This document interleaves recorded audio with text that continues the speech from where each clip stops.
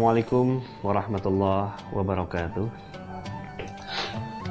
Innal hamdalillah nahmaduhu wa nasta'inu wa nastaghfiruh wa na'udzu billahi min syururi anfusina wa min sayyiati a'malina may yahdihillahu fala mudhillalah wa may yudlilhu fala hadiyalah. Asyhadu an la ilaha illallah wahdahu la syarikalah wa asyhadu anna Muhammadan abduhu wa rasuluh alladzi la nabiyya ba'da. Pemirsa TV One yang dirahmati Allah Subhanahu wa taala, pada kesempatan sebelumnya telah disampaikan bahwasanya salah satu prinsip dalam bermuamalah adalah menghindari setiap jenis transaksi yang dilarang. Hal ini sebagaimana firman Allah Subhanahu wa taala dalam Al-Qur'an surah An-Nisa surah keempat ayat 29. Di sini Allah Subhanahu wa taala berfirman, A'udzubillahi minasyaitonir rajim. Ya ayyuhalladzina amanu la ta'kulu amwalakum bainakum bil batil illa an takuna tijaratan an taradi minkum wala taqtulu anfusakum. Al-ayah. Di sini Allah Subhanahu wa taala berfirman, wahai orang-orang yang beriman. Khitab atau seruan ini ditunjukkan oleh Allah Subhanahu wa taala kepada alladzina amanu, yaitu orang-orang yang beriman. Siapa orang-orang yang beriman? Para ahli tafsir mengatakan alladzina yusaddiquna billahi wahdah, yaitu orang-orang yang dia membenarkan tentang keesaan Allah Subhanahu wa taala. Wa bi risalati Muhammadin sallallahu alaihi wasallam, serta membenarkan kerasulan Nabi Allah Muhammad sallallahu alaihi wasallam, wa amalu bisyara'ihi, serta mengamalkan seluruh syariat-syariat yang Allah dan Rasulnya gariskan. Ini menunjukkan bahwasanya ketika kita diseru oleh Allah Subhanahu wa taala sebagai hamba yang beriman, maka ada konsekuensi. Bukan hanya kita mengesahkan Allah, membenarkan kerasulan Muhammad sallallahu alaihi wasallam, tapi juga mampu untuk mengamalkan syariat-syariat Allah Subhanahu wa taala. Para ahli tafsir mengatakan, tatkala Allah menyeru orang-orang beriman dalam Al-Quran, maka bisa memiliki dua makna. Pertama, bisa saja maknanya adalah perintah untuk melakukan sesuatu. Misalnya, di dalam Al-Quran ada firman Allah, ya ayyuhalladzina amanu kutiba alaikumus syiyam. Hai orang-orang beriman, telah difardukan atas kalian ibadah shaum. Ini memerintahkan atau berisi perintah untuk melakukan shaum. Yang kedua, boleh jadi maknanya adalah larangan untuk melakukan sesuatu. Sebagaimana firman Allah Subhanahu wa taala yang sedang kita bahas ini, yaitu surah An-Nisa ayat 29. Larangan apa? Yaitu larangan memakan harta sesama kalian dengan cara yang batil. La ta'kulu amwalakum bainakum bil batil. Jangan kalian sekali-kali memakan harta orang lain dengan cara yang batil. Para ahli usul mengatakan bahwasanya terdapat sebuah kaidah yang mengatakan al-aslu fin nahyi lit tahrim. Pada prinsipnya setiap kata larangan, di sini Allah melarang, jangan kalian orang-orang beriman pada Allah dan Rasulnya apa? Memakan harta orang lain dengan cara yang batil. Al-aslu linnahyi litahrim. Pada prinsipnya setiap kata larangan maknanya adalah haram.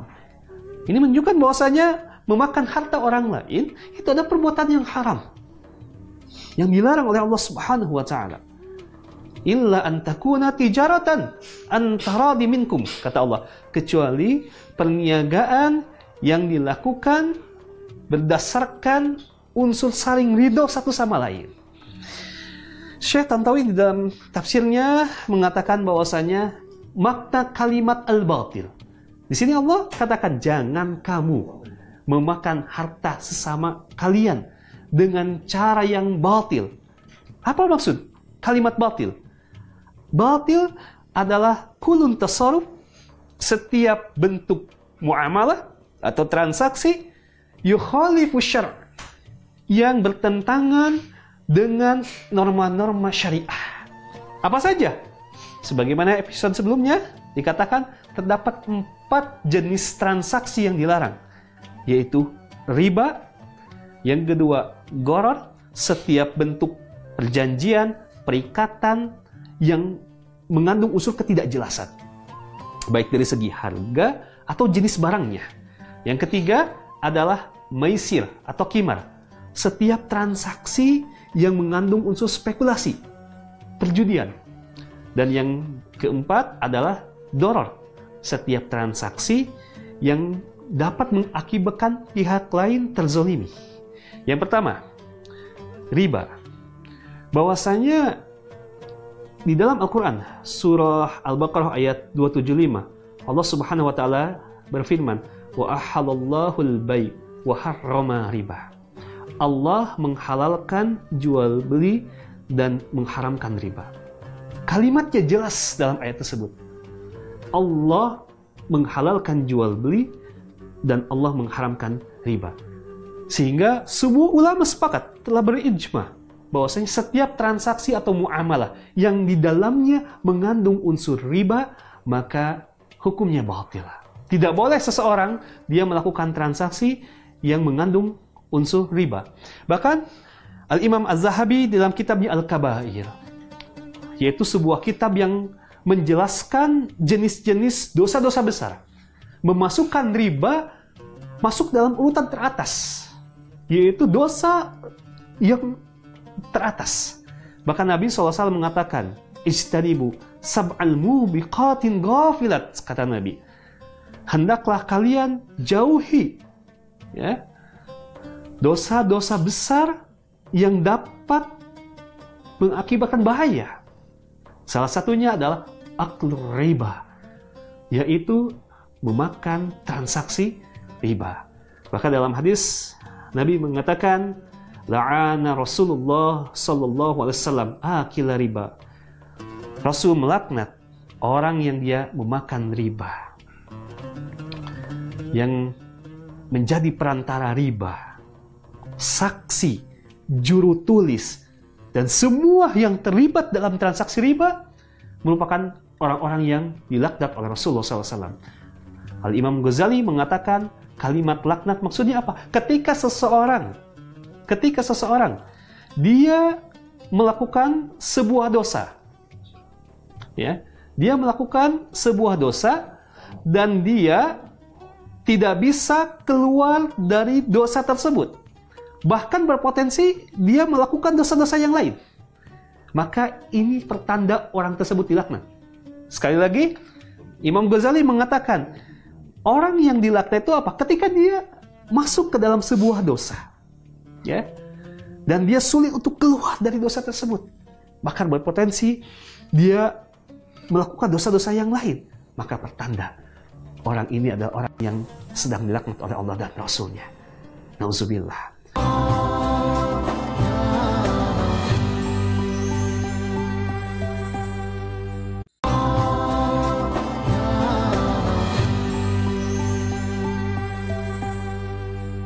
Allah memberikan solusi agar kita terhindar dari setiap transaksi riba, maka solusinya adalah al-bay', melakukan kegiatan muamalah berdasarkan prinsip jual beli. Artinya apa?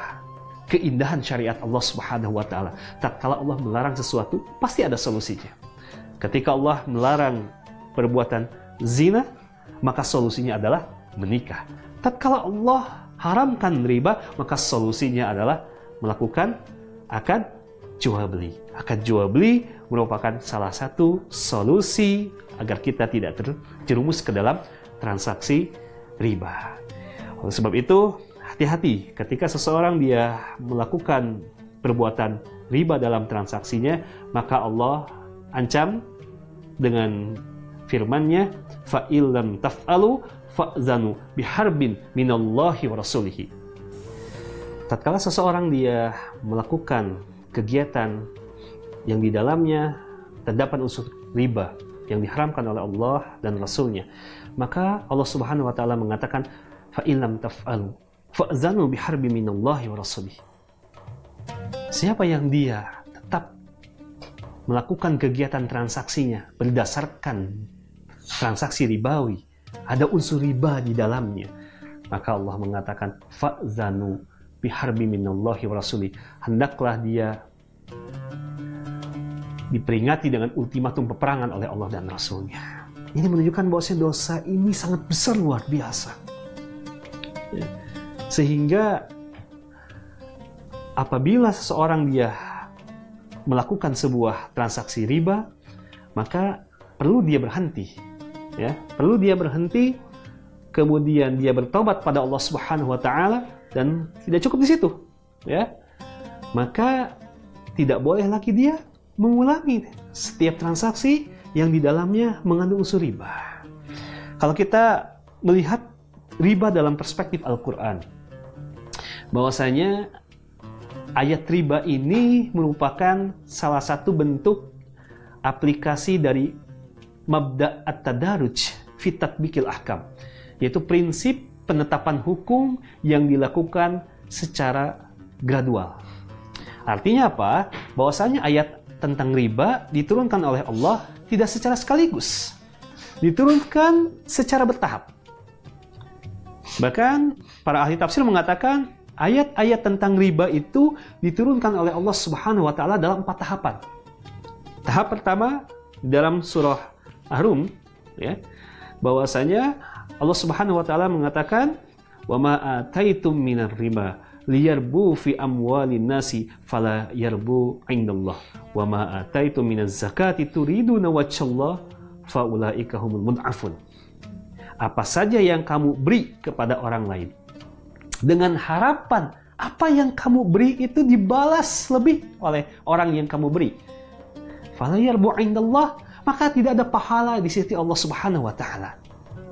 Jadi ayat ini mengatakan bahwasanya boleh jadi ada orang yang dia memberikan sesuatu pada orang lain dengan harapan orang yang diberi itu membalas kebaikannya, bahkan lebih berlipat-lipat kebaikannya. Dia berharap seperti itu. Maka apa yang dia berikan, fala yarbu indallah, tidak ada pahala di sisi Allah Subhanahu wa taala. Akan tetapi kata Allah, wa ma ataitu minaz zakat turiduna wajhallah. Apapun yang kalian berikan berupa zakat yang betul-betul mengharapkan pahala dari Allah Subhanahu wa taala, diniatkan untuk mendapatkan pahala dari Allah Subhanahu wa taala, faulaika humul mud'afun, itulah yang akan berlipat ganda pahala di sisi Allah Subhanahu wa taala. Pada ayat ini memang terdapat kalimat riba, tapi sebagian ulama tafsir mengatakan maksud riba di sini maksudnya adalah hibah sawab, pemberian dengan niatan agar diberi kembali, sehingga belum jelas tentang keharamannya. Oleh sebab itu, maka muncullah atau turunlah tahapan yang kedua, yaitu di dalam surah An-Nisa ayat 160 dan 161 yang substansinya bahwasanya fawizulmi minal ladina hadu, disebabkan kezaliman yang dilakukan oleh orang-orang Yahudi. Apa? Mereka menghalalkan apa yang Allah haramkan, sebaliknya. Ya. Dan salah satunya apa yang Allah haramkan tapi orang-orang Yahudi halalkan. Wa aklu riba, yaitu memakan transaksi riba atau melakukan kegiatan muamalah yang di dalamnya terdapat unsur riba. Dalam ayat ini pun di sini Allah sudah mulai mengatakan bahwasanya riba merupakan praktek yang biasa dilakukan oleh orang-orang Yahudi. Sehingga kita sebagai umat Islam tidak boleh melakukan praktek muamalah yang di dalamnya mengandung unsur riba. Kenapa? Karena itu merupakan kebiasaan orang-orang Yahudi. Tetapi di sini belum jelas riba apa atau riba seperti apa yang diharamkan oleh Allah Subhanahu wa taala. Di sini hanya Allah menggambarkan bahwasannya riba itu adalah kebiasaan praktek orang-orang Yahudi dalam bermuamalah. Maka turunlah pada tahapan ketiga, yaitu di dalam surah Ali Imran, surah ketiga ayat 130. Di sini Allah Subhanahu wa taala mengatakan, ya ayyuhalladzina amanu la ta'kulu riba ad'afan mudha'afatan. Hai orang-orang beriman. Nah, di sini sama ayatnya. Ketika Allah menyeru orang-orang beriman, bisa saja yaitu perintah untuk melakukan sebuah perbuatan atau larangan untuk melakukan sebuah perbuatan. Di sini apa? Maksudnya larangan untuk melakukan sebuah perbuatan. Apa larangannya? La ta'kulu riba ad'afan mudha'afatan. Janganlah kamu memakan riba atau melakukan transaksi riba ad'afan mudha'afah, yaitu yang bersifat berlipat ganda. Riba yang berlipat ganda. Sehingga terdapat sebagian ulama mengatakan bahwasanya riba yang diharamkan oleh Allah adalah riba yang berlipat ganda. Namun, perlu dipahami bahwasanya pendapat jumhur ulama atau pendapat terkuat, pendapat yang dipegang oleh mayoritas ulama, ayat ini tidak bercerita tentang hukum kebalikan atau mafhum mukhalafah. Artinya, kalau tidak berlipat ganda, tidak diharamkan. Tidak. Imam Syaukani dalam tafsirnya Fathul Qadir mengatakan bahwasanya ayat ini merupakan bayanul waqi', sebuah penjelasan tentang fenomena atau kejadian yang pada saat itu terjadi. Di sini Allah sedang bercerita bahwasanya pernah terjadi ya di zaman Quraisy dulu gitu kan, orang-orang kafir Quraisy zaman jahiliyah dulu biasa melakukan riba itu sifatnya berlipat ganda. Bukan berarti kalau tidak berlipat ganda, kalau hanya 1%, 2% tidak riba, nggak apa-apa, bukan.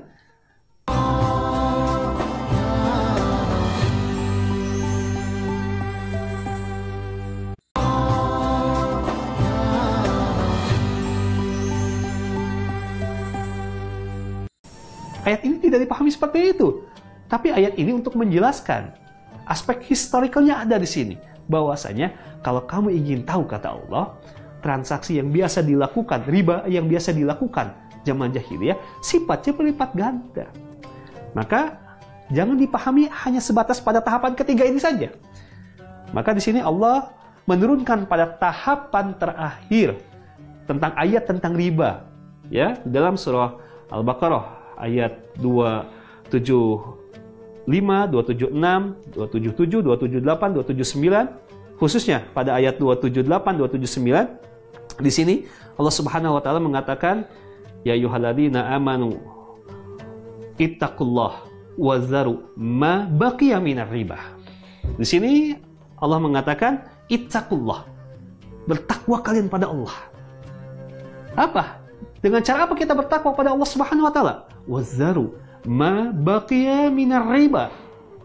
Ya, tinggalkanlah sisa-sisa dari transaksi riba. Profesor Muhammad Zuhail dalam tafsirnya Al-Munir, bahwasanya beliau menafsirkan sisa itu maknanya sedikit. Ya, ini menunjukkan bahwasanya sedikit apapun transaksi yang di dalamnya ada unsur riba diperintahkan oleh Allah Subhanahu wa taala untuk ditinggalkan sebagai konsekuensi dari ketakwaan kita pada Allah Subhanahu wa taala. Artinya kalau kita ingin menjadi hamba Allah atau pribadi yang takwa, mengaktualisasikan nilai-nilai ketakwaan dalam diri kita, maka kata Allah, wazaru ma baqiya minar riba. Tinggalkanlah sisa-sisa riba tersebut. Ya, kenapa? Karena dalam riba itu terdapat unsur eksploitasi, kezoliman. Sehingga Allah menutup ayatnya dengan kalimat la tazlimuna wa la tuzlamun pada ayat riba. La tazlimuna wa la tuzlamun. Jangan kamu menzolimi dan jangan pula kamu mau dizolimi. Ini menunjukkan bahwasannya seharusnya sudah terjadi kesepakatan di antara kita semua bahwasanya tidak ada lagi yang berpendapat bahwasanya riba yang haram adalah riba berlipat ganda. Tapi seharusnya kita sepakati bersama bahwasanya sekecil apapun transaksi riba maka wajib untuk kita tinggalkan. Karena ini merupakan tahap terakhir. Tidak ada lagi tahapan setelah ini. Ini merupakan penutup ayat tentang riba. Yang merupakan kata para ulama tahapan yang memberikan kejelasan status hukum riba, memberikan kepastian hukum bahwasanya sekecil apapun riba di dalam kegiatan bermuamalah wajib untuk ditinggalkan. Hadirin pemirsa TV One yang rahmati Allah Subhanahu wa taala, jenis kegiatan transaksi yang kedua yang dilarang oleh Allah Subhanahu wa taala yaitu ketika transaksi tersebut mengandung unsur maisir, spekulasi, perjudian. Ciri dari sebuah transaksi yang di dalamnya ada perjudian adalah ada muqamarah, ada harta yang ditaruhkan, ada ghalib, ada maghlub, ada pihak yang menang, ada pihak yang kalah. Ya, di sini kita pahami bahwasanya ada harta yang ditaruhkan. Siapa yang menang, maka dia akan mendapatkan harta tersebut. Ini bersifat spekulasi.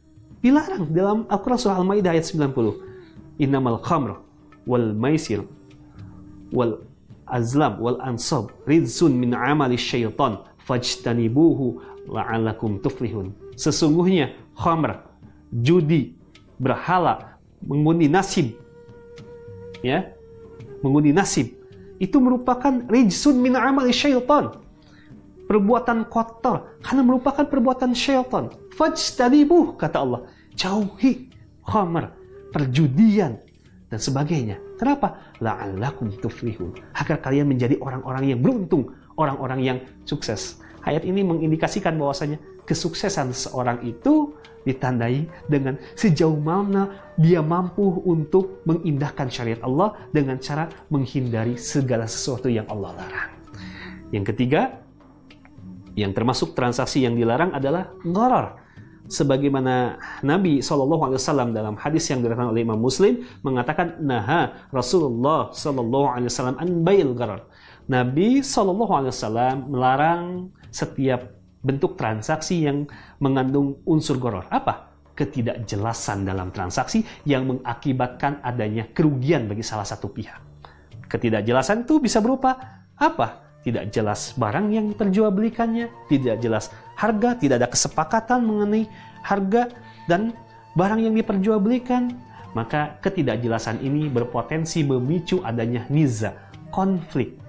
Kenapa? Karena salah satu pihak dirugikan. Dan yang terakhir, yang termasuk transaksi yang batil sebagaimana penafsiran para ulama terhadap surah An-Nisa, surah keempat ayat 29, bahwasanya adalah transaksi yang mengandung unsur doror. Apa doror? Setiap transaksi yang membahayakan. Boleh jadi ketika kita melakukan transaksi tersebut, ada pihak lain yang terzolimi. Misalnya, ada transaksi berbentuk ghish, ya, penipuan. Ya, dia melakukan bentuk muamalah yang di dalamnya ada unsur penipuan. Ya, ada tadlis, penyembunyian barang yang cacat. Dia tidak menjelaskan tentang kecacatan barang tersebut, maka ini zalim. Ada lagi unsur tatfif. Bahkan dalam Al-Quran ada surah Al-Mutaffifin. Wailul lil mutaffifin, kata Allah. Celaka orang-orang yang dia mengurangi timbangan. Ya. Ini merupakan transaksi doror yang boleh jadi ada pihak lain yang terzolimi. Ihtikar, penimbunan. Bahkan Nabi mengatakan, la yahtakir ilal khati. Tidaklah orang yang dia melakukan penimbunan kecuali dia berdosa. Ini menunjukkan bahwasanya dalam muamalah jangan pernah kita masuk ke dalam bentuk transaksi-transaksi yang batil. Apa? Kesimpulannya 4, yaitu transaksi yang batil adalah transaksi yang di dalamnya mengandung unsur riba, adanya ziyadah, riba itu tambahan dalam hutang piutang tanpa adanya kompensasi. Yang kedua, adanya gharar, ketidakjelasan, baik dalam harga, barang, atau yang lainnya. Adanya unsur spekulasi, perjudian, ada harta yang ditaruhkan, ada menang dan kalah. Yang terakhir, adanya unsur doror, yaitu setiap bentuk transaksi yang boleh jadi dapat mengakibatkan ada pihak lain yang terzolimi akibat transaksi tersebut.